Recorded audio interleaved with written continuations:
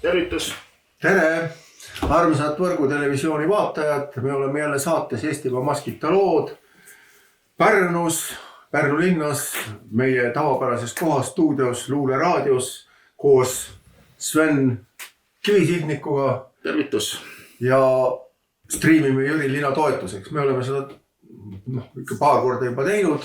Juba profid sellel alal. Ja teeme seekord jälle. Nii et, ja muidugi põhjus on see, et Jüri Lina tuleb Eestisse, nii et meil on teil väga hea uudis. Aga kus tal seekord need loengud on? Ja seekord see tema toetuseks ongi. Siin on Rahvuslik Teataja on viimane number, see on septembri number, kohe tuleb ka oktoobri number. Ja nagu viimase saatega ongi nii õnnetult läinud, et keegi ei ole meie lehte vahepeal tellinud. Et nagu me siin küll saates näitasime, aga no tõsiselt näete, siin on Jüri Lina kava on kõik meie lehes sees. Ja väga õigeaegselt ja palju... See on vist ainus leht, kus üldse saab Jüri Lina esinemiste kohta lugeda. No paraku esialgu tuleb niimoodi välja. Arvestades meie sõnavabaduse kuldset põlve Euroliidu tingimustes ei saa. Mina mäletan muide seda, kui ma ükskord üritasin kellegile saata Jüri Lina kava. Võtsin Jüri Lina koduleheküljelt, kopeerisin sõnumisse, Facebooki sõnumisse, erasõnumisse, mitte mingisse postitusse ega avalikku asja. Ja mul oli mingid punased lapukad ette, et see on keelatud sisu. Nii et sedagi on juhtunud. Et see on tõsine asi, millegi pärast mingitele kallutatud jõududele ei meeldi, ei Jüri Lina ega see, mis ta räägib, miks seda ei oska aimatagi, ei tea miks. Need kallutatud jõud on väga huvitavad, et nad kuidagi jõuavad igale poole, et nagu see on lihtsalt imeks pandav, kuskilt sa ei ootagi, kui äkitselt ma ei tea. Mul ei ole elus teist korda juhtunud, et erasõnumisse sekkub tsensuur. Ja paneb mingid punased asjad ette, üüjumärkidega, ma ei tea, keelumärkidega, mingid punased lapakad ülguvad. Et sellist asja on juhtunud. Nii et mina arvan, et see on üks hea soovitus Jüri Linale, et kui tema vastu niimoodi võideldakse, siis on seal põhjus ja see on üks õige asi. Hoidke silm peal, kuulake ja vaadake ise. Jah, väga õige. Aga siis on tema kava on meil lehes ja kui me tema nagu toetuseks striimime, siis ma loen selle kava nagu kokkuvõtlikult ette, ma ei loe kogu seda kava ega kogu artiklit, aga ma loen lihtsalt kohad ja kõige olulisemad, nagu kui te kuulate, siis arvusad vaatajad, siis teate minna, ütleme niimoodi. Jüri Lina, oluline loeng oktoobris, võimurite tumedaimad saladused, varjatud tervise teema, teave eelkõige seoses lümfisüsteemi saladustega ja aine kohta, mis tõhusalt tõrjub depressiooni ja autismi. Sellest avalikult ei räägita. Ameerika arst, kellega lektor on pidevas ühenduses, on omastanud võimalused raskimetallidest kehas lahti saada. Ent neist võimalustest ei hoolita. Võimueliit on hakanud intensiivselt hävitama kõrgkultuuri, suunates kultuurilist maitset vulgaarsuse suunas ja eirates kuldlõikelisust. Väga õige. Tundmatu etniline puhastus Siberis, kus 125 aastat tagasi venelased hävitasid terve rahva. Tuhandeid uputati ja põletati elusalt. Loengul räägitakse ka ühest sõjast, mille Venemaa kaotas ja mida on hoitud saladuses. Siin on 5. punkt. Ukraina ja Venemaa teadlased avaldasid hiljuti Ukraina kasakate DNA uuringut, mis olid täiesti ootamatud. Selgitatakse, kes olid need, kes valitsesid Moskooviat 300 aastat, ent 19. sajandil hakati seda varjima. Kes olid venelaste esivanemad? Miks lääneriigid on varjanud Nõukogude Liidu ja Venemaa roimi? Sellised teemad. Nad on ise samasugused. Ja Tallinnas on siis Von Kleeni teatris Pärnu maantee 326 26. oktoobril kell 16 on siin kirjas. 26. oktoober. Pärnus on 27. oktoobril kell 18 hotellis Strand Palanga saalis. Mõnes kohas. Viljandis on hotellis Centrum, Tallinna tänav 24, 28. oktoobril kell 18. Võru kultuurimajas Kannel neljapäeval 30. oktoobril kell 18. Tartus Parklai hotellis reedel 31. oktoobril kell 18. Türi kultuurikeskuses laupäeval 1. novembril kell 15, Rakvere Gustavi majas Pikk 28, pühapäeval 2. novembril kell 16. Rapla kultuurikeskuses lõpuks kinosaalis Tallinna maantee 17 esmaspäeval 3. novembril kell 18. Annaks kõige vägevam, et vanameistri tervis lihtsalt vastu peaks. Mõnele vaatajal on selline mälu nagu minul, et ei suuda meelde jätta, kas on mingi interneti aadress ka, kust saaks selle kava kätte? Jaa, see on Jüri Lina lüüa sisse, siis on Jüri Lina Yahoo.com on seal. See on siis Jüri Lina kodulehekülg. Kodulehekülg. Ühesõnaga otsige Yahoo'st Jüri Lina ja see on siis Y-kuta, kuidas Jüri selle. Jüri on kirjutatud Y-ga ja mitte Eesti Y-ga. Aga mõtlen, et kõiki neid teemasid ju ei valda, ei ole geeni lahti võtnud ja hakanud kasakaid uurima, aga mis kultuurisse puutub, siis näiteks Eestis tuli ju hiljuti täiesti nagu laastav nagu uudis, kuidas Eesti Rahva Muuseumis hooaja avapeol toimetati jälki pornograafilist sabatit. Ma olen seda näinud, aga ma olen seda see on see, mida siis ja seda selle kohta on arupärimist tehtud Riigikogus kultuuriministrile ja kultuuriminister ütles, et see on viisakas värk, et ongi vaja tead nagu kultuuri teha ja siis ministeerium ei saa ju ometi sekkuda ja ERMi direktor ise ütles, et see on väga hea ja et peabki teravatel teemadel nagu diskuteerima või nagu sõna võtma. Aga seal ei olnud ei mingit diskussiooni, mingid argumente, mingit sõnavõttu, seal lihtsalt aeti jalad arki ja mingi nagu selle spetsiaalse abivahendiga nagu uhati arude vahel.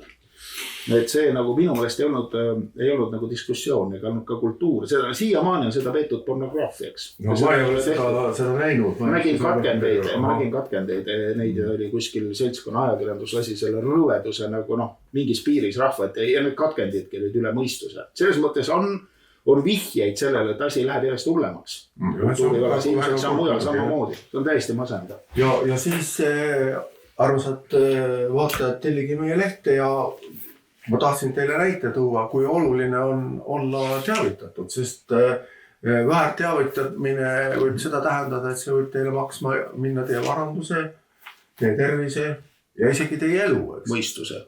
Nad purustavad teie aju. Ja meie mitte selles numbris, aga oktoobri numbris on see väike lühike artikkel Jaapanist, kus juures jaapanlastel on erinevalt meist, on neil vägagi selline ütleme tugev või kuidas seda öelda nüüd kodanike liikumine. Tugev vist keeles öeldakse. United Citizens for Stopping mRNA Vaccines. Ühesõnaga, et kodanike liikumine peatada mRNA vaktsiinid. Ja siis kui sellel on ikkagi palju liikmeid ja mõjuühiskonnas, kus juures nemad nõudsid välja siis 21 miljoni jaapanlase vaktsineerimise andmed. Ja mis need andmed ütlesid? Ja siis selle andmetega tegeles selline professor, te võite selle professori nime ka, siis see lüüa Yusufumi Murakami. Professor, meditsiiniprofessor tegeles sellega. Ja nendes andmetes oli partiinumber, kuupäev, millal vaktsineeriti inimese nimed ja andmed ja siis millal ta suri. Ja siis tehti kindlaks, et inimesed hakkasid vaktsineerimise läbi surema 90–120 päeva pärast vaktsineerimist. Kas oli erinevatel partiidel erinev see? Ja vaata, seal oligi niimoodi, et seal kõik ilmselt doosid ei olnud sellised, et inimene ära suri, aga need doosid, mis oli, et need töötasid kuskil 3 kuu pärast alles. Et siis see liik sureb, oli vaktsineeriti inimene ühel kuupäeval, läks 3 kuud mööda, siis see suremise kõver viskas üles. Ja professor ütleb, et see... Kui palju selliseid vaktsiine oli vist 3 kuuga siis? Ja professor ütleb, et see meditsiiniprofessor ütleb, et see ei saa olla juhus, see ei ole mitte midagi. See lihtsalt oli surmasüst, ei ole mitte midagi. Pidi olema, lihtsalt ei saa midagi muud olla.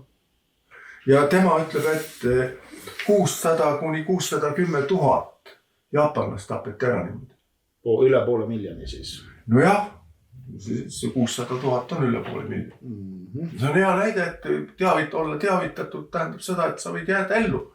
Kui sa oled väär teavitatud, sa võid hukkuda. Nii et nagu noh, kui te meie saated näete inimesi, tulge ja ütelge neist varrukast kinni või rääkige, püüdke neile selgitada, et teeksid ennast tuttavaks erinevad ja mitte ainult, mis neile ametlikult räägitakse, vaid ka no ütleme, vandenõu teoreetikud on võib-olla vale sõna, eks aga nagu see, mis teine pool räägib.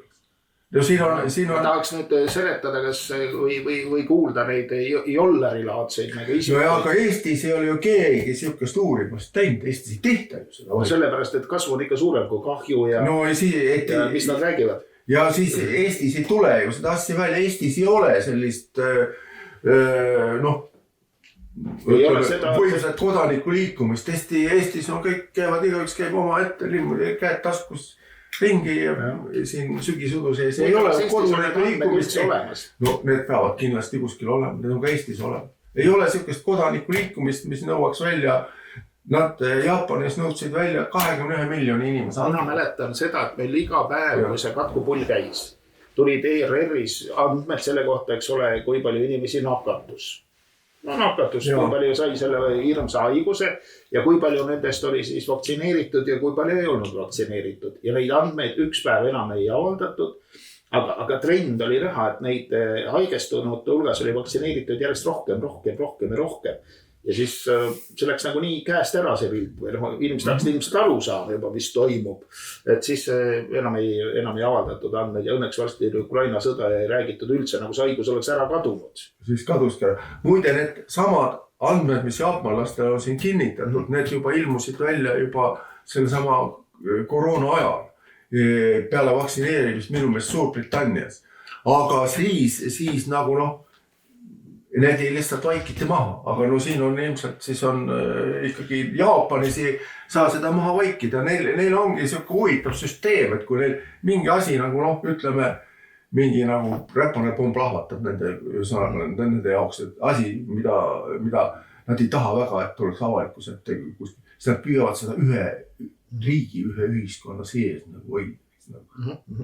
Et see ei saad kuskilt välja ei läheks. Mul on palju häid näiteid selle kohta. Jaapanis tuli selle vaktsineerimise ajal selline uudis, ma mäletan, see oli kuskil eestikeelne uudis ka, täitsa ametlik uudis, et jaapanlased saatsid tagasi mingi igavese hunniku vaktsiine, et nad olid metallidega saastunud. Need olid saastunud täiesti, ma tean ka seda, ma olen ka seda kuulnud. Ja juhtus pärast ju ka see, et see peaminister, kelle ajal see vaktsiinid siis saadeti sinna, kuhu nad tuligi saata, lasti maha.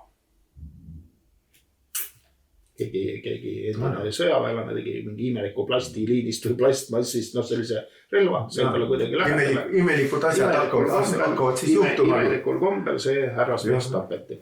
Ja siis, kui midagi juhtub siukest, nagu ma nüüd rääkisin, siis hoitakse seda ühe rahva või kogu selle nagu, sellest ei tule kunagi teise riigis välisuudist. Näiteks seal Hollandis, eks alles tagasi, ma ei tea, mis see oli septembris või, need armsad sisserändajad ühe Hollandi tüdruku vägistasid ja tapsid keset tänavad ära, eks. Ja viskasid ta kanalisse, eks. Ja edasi. Ja see oli Hollandis oli see suur uudis, terve rahvas oli šokis. Aga kas sa oled Eestis seda kuskilt lugenud? Oled sa Soomes lugenud, seda Rootsis lugenud? Mina mäletan omal ajal, et neid... Oled sa seda infovaarist lugenud? See ei ole. Nad hoiavad seal, kus see juhtus, nad oskavad ilust hoida seda. Aga aitäh teile, vaatajad. Nii et meie jutu kokkuvõttes on see, et õieti olla teavitatud, olla mitmekülselt teavitatud võib päästa teie elu ja teie kaaslaste elu. Ja mitte ainult elu, teie varanduse. Kui te paneme varanduse mingi vale samba, siis see sammas ümber kukub, siis ei ole teil seda lihtsalt. Ongi lihtsalt. Või kui lasete endale mingi sellise asja teha, siis 3 kuud läheb mööda, keegi ei usu, et see oli selle pärast, aga nii see oli. Aga aitäh teile! Head päeva! Head päeva!